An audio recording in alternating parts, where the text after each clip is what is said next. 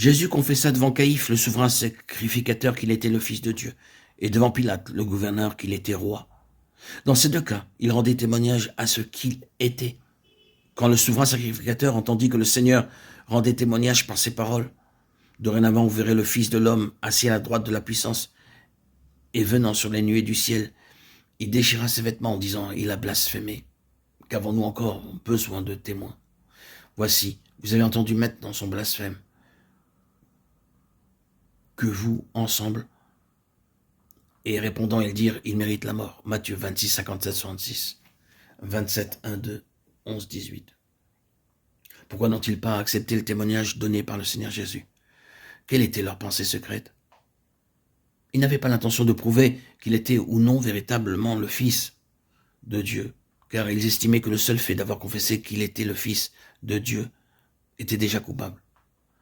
Leur intention n'était pas de prouver un fait, mais d'avoir un prétexte pour pouvoir l'accuser. C'est pourquoi, dès que le Seigneur Jésus reconnut qu'il était le Fils de Dieu, ils qualifièrent ses paroles de blasphématoires et le condamnèrent.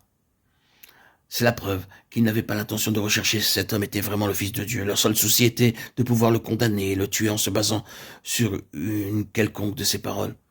Ils étaient les chefs de file du judaïsme, c'est pourquoi ils n'étaient pas soucieux des affaires de Dieu. Ce qui les rendait anxieux, c'était le préjudice que pourrait leur causer ce que disait ou faisait cet homme qui était appelé Fils de Dieu.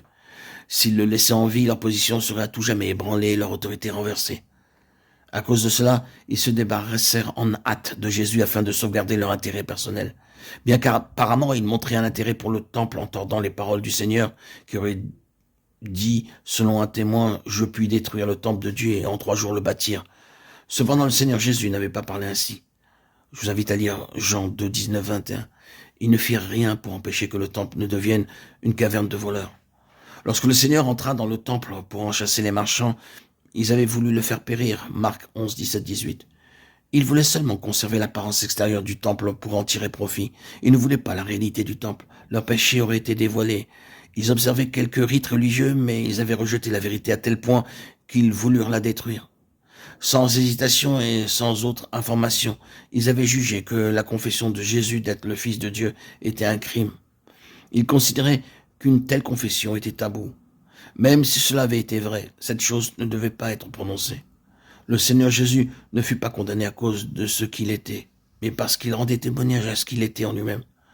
Selon l'opinion du Conseil, la vérité ne devait pas être attestée. Il s'efforçait par tous les moyens de détruire ce témoignage. Et finalement, ils eurent recours à la force pour mettre Jésus à mort.